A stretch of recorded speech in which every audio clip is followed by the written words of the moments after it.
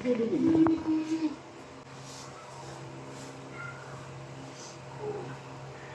baik po.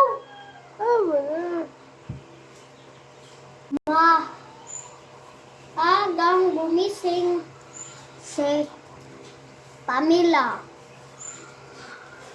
Sabado na naman. Ano ito? Ha? Ah, Ah.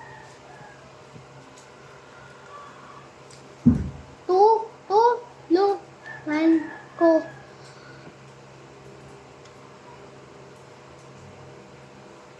Ang nanay.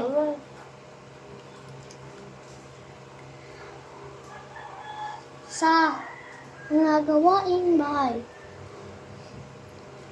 Marami pa naman siyang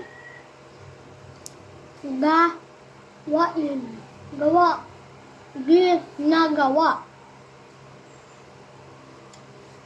Kapag galing sa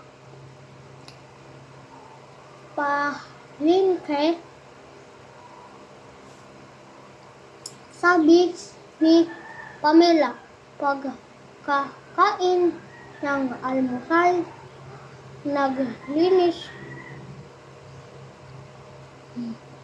mabuti ng bahay si Pamela.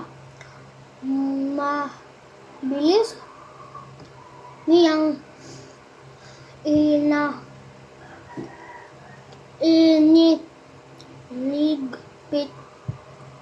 ang nakakalat sa mga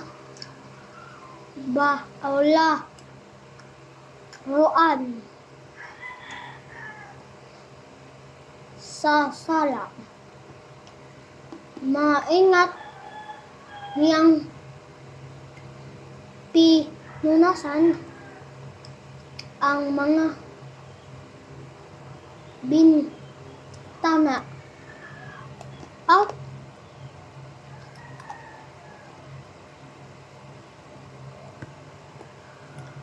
ano din?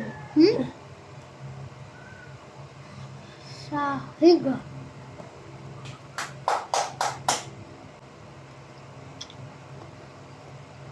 Ano? Saka siya nagwalis pagkatapos maglinis ay kinuha niya ang kanilang malika.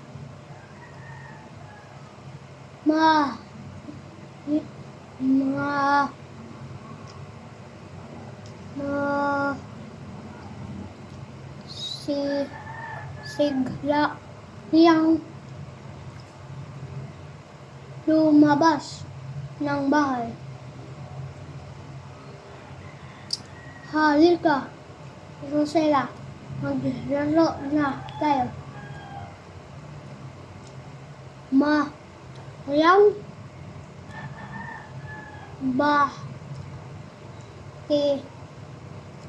na ni Pamela sa kaniyang kaibigan. Masayang naglaro sina Pamela at Rosa.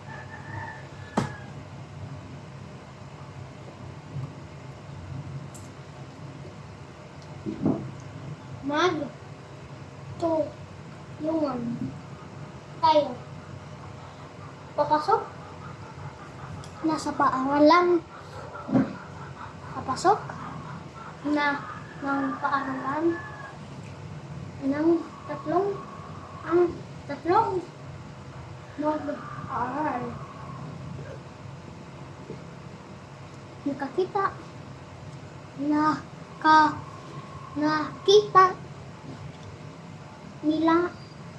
ang nagkalat Ay, luya. na mga sanga ng puno sa mahabang daan katatapos lang ng malakas na bagyo at di pa nalilinis ang ilang kalsada.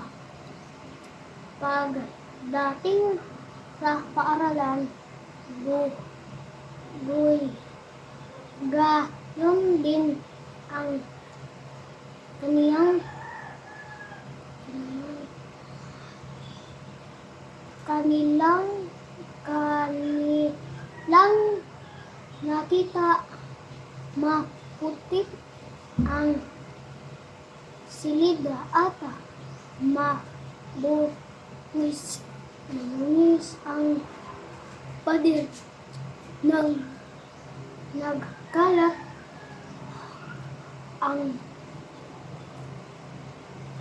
ang mga dahon sa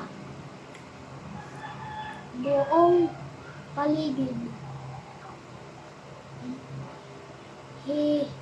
Hali kayo, tawag sa mga sa kanila ng mga kaklase. Tulungan na ginang ramos sa paglilinis. Mabilis na kumilos sa ang mga nag-aaral. Tahimik silang tinig Ting.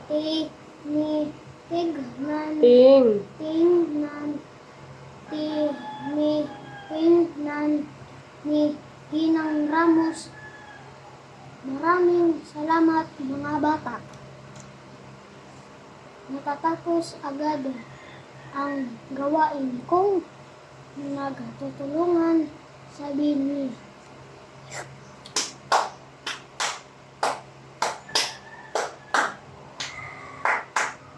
Ang asong gubat, kaibigan, Anay! Marami kong alam na hindi mo alam pag mamalaki ng asong gubat sa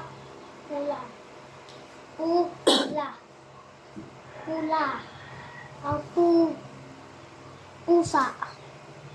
Ang husay ko ini nga napakarami kong paraan para makalusot sa kaaway.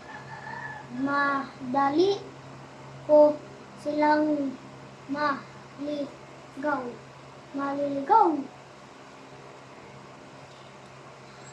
Mabuti ka pa, sagot ng pusa. Ako, iisa lang ang alam kong paraan. Dumating ang isang pagpangkat ng mga ngaso. Mabilis na umakyat sa puno ang puso. Ang asong gubat naman ay nag-iisip pa kung ano ang gagawin niya. Nakarating na ang mga ninot ay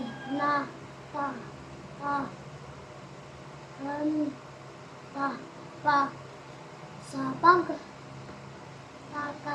ang asong gubat na